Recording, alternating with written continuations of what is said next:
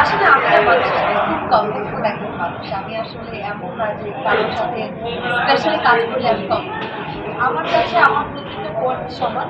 আমি সবার সাথেই কমফোর্টেবল ফিল করি। বাট হ্যাঁ, এটা একটা ব্যাপার আছে যে আপনার যাদের সাথে অনেক লম্বা সময় ধরে কাজ করছেন তাদের সাথে তো অবশ্যই অন্যরকম একটা কমফোর্টনেস কাজ করে। যেমন বিষ্ণুদের সাথে আমার অন্যরকম কমফোর্টনেস কাজ করতে অনেক ৩ বছর হয়ে গেল। নিলয় ভাইয়ের সাথে আমি যাদের সাথে লম্বা টাইম ধরে কাজ করছি সবার সাথে কমফোর্ট, বাট যে বাকিদের সাথে আমি কমফোর্ট আমি সবার সাথে 250-টিরও বেশি ডিজাইন অপশন নিয়ে ওয়ালটন স্মার্ট ফ্রিজ, বোঝে আপনার প্রয়োজন। আসলে খুবই দুঃখজনক as a human, as not as an artist, as a human, definitely I don't support it. যে যদি ভুল করে সেটার জন্য অবশ্যই তাকে আইনের আওতায় আনা উচিত। আমি নিজে একটা ডিসিশন নিয়ে আমি কিছু করে ফেললাম, আমি এটার পক্ষে পাবো না।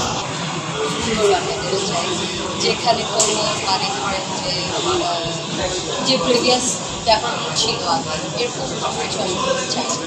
আমরা সবাই চাই যে আমি চাই স্টুডেন্টদেরকে ভালো পড়াশোনা করে ভালো একটা জায়গায় চলে যাবে। আমাদের দেশে কোনো চাকরির অনেক সংকট আছে, সেটার উপরে কাজ করে হবে। এডুকেশনের উপরে তো ডেফিনেটলি কাজ করে হবে। বিকজ আজকের যারা এডুকেটেড মানে এডুকেশন আজকের যারা পড়াশোনা করে বের হবে ফিউচারে তো ওনারাই আমাদের দেশটা চালাবে। সো আর আমি চাই যে এডুকেশনের জায়গাতে আরও অনেক ফোকাস করা হবে, প্রত্যেকটা ইন্ডাস্ট্রিতে আরও অনেক ফোকাস করা হবে। যে বাণিজ্যিক সাইটগুলো আছে সেগুলোতে আমাদের যে সমস্যাগুলো ছিল আমরা কিছুদিন আগে ওটা নিয়ে সবাই মিলে কথা বলেছি এবং এটা নিয়ে এখনো অনেক আলাপ আলোচনা করছে, সেটা ইন্টারনালি।